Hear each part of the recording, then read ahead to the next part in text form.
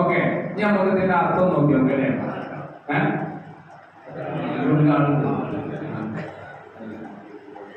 ശരി, അപ്പൊ നമ്മളിങ്ങനെ പറഞ്ഞത് എന്താണ്, ഒരു ഓർമ്മ ഉണ്ടായിക്കോട്ടെ അല്ലെ. അബ്ദുല്ലാഹി ഇബ്നു മക്തൂം റളിയല്ലാഹു അൻഹു ഖുർആൻ പഠിക്കണം എന്ന ആവേശത്തോട് കൂടിയിട്ട് നബിയെ അല്ലിംനി ബിമാ അല്ലമക്കല്ലാഹ്, അല്ലാഹ് നിങ്ങൾക്ക് പറഞ്ഞു തന്നത് എനിക്ക് പറഞ്ഞു തരുന്ന ആവേശത്തോടു കൂടി വന്നതാ. അപ്പോഴാണെങ്കിൽ നബി ഉമയ്യ, ഉബയ്യ് ഇബ്നു ഖലഫ്, ശൈബ, വലീദ് അല്ലെ, ഇങ്ങനെയുള്ള ആളുകൾ വെച്ചിട്ട് എന്ത് ചെയ്യാണ്, അവർക്ക് ഈ കാര്യങ്ങൾ ഇങ്ങനെ പറഞ്ഞു കൊടുക്കുകയാണ് അല്ലെ. അപ്പൊ നബിക്ക് അതൊരു ചെറിയ പ്രയാസമായി. അപ്പോഴാണ് ആ ഒരു അന്തൻ വന്ന സമയത്ത് ആവശ്യമുള്ള ആള് വന്നപ്പോ നബി എന്ത് ചെയ്തു, ഒരു മുഖം ചുളിച്ചത് കാണിച്ചപ്പോ ആ ശരിയായ അവസ്ഥ എന്താവണമെന്ന് എന്ത് ചെയ്യാണ്, റസൂലിനെ പഠിപ്പിക്കുകയാണ്. എവിടെ? ഈ സൂറത്തിലൂടെ ചെയ്തത് അല്ലെ. അപ്പൊ അത് പറഞ്ഞു, ഒരു പാവപ്പെട്ട വന്നപ്പോ നിങ്ങൾ തിരിഞ്ഞു കളഞ്ഞു, എന്നാൽ ആവശ്യമില്ലാത്തവർക്ക് വേണ്ടിയിട്ട് നിങ്ങൾ എന്ത് ചെയ്യാണ്, അണ്ട് ഒരുങ്ങി നിൽക്കുകയാണ് അതിന് വേണ്ടി അല്ലെ, ഒരുപ്പെട്ടിരിക്കുകയാണ്. അത്ര ഇങ്ങനെ പറഞ്ഞു. എന്നിട്ട് നിങ്ങൾ നോക്കിയാൽ കാണി,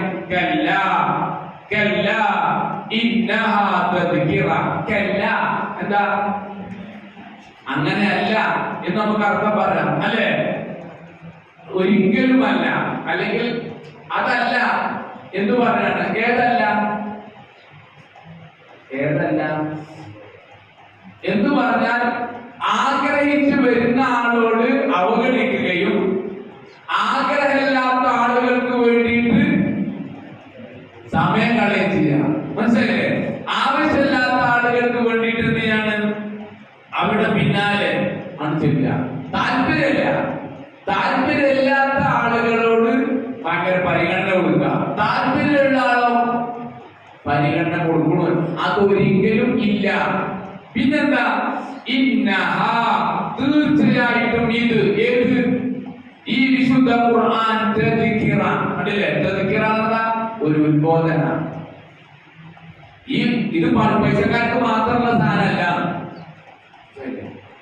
ഈ ഖുർആൻ ആർക്കുള്ളതാണ്? എല്ലാവർക്കും ഉള്ളതാണ്. അത് പ്രത്യേക വിഭാഗക്കാർക്ക് നടത്തില്ല കേട്ടോ, എല്ലാവർക്കും ഉള്ളതാ. അപ്പൊ അതാണ് മറക്കല്ല, നിങ്ങൾ ചെയ്ത പോലെ അല്ല ഇത്. ചില പ്രമാണിമാർക്കോ അല്ലെങ്കിൽ അങ്ങനെയുള്ള ആളുകൾക്കോ ഉള്ളതല്ല ഇത്.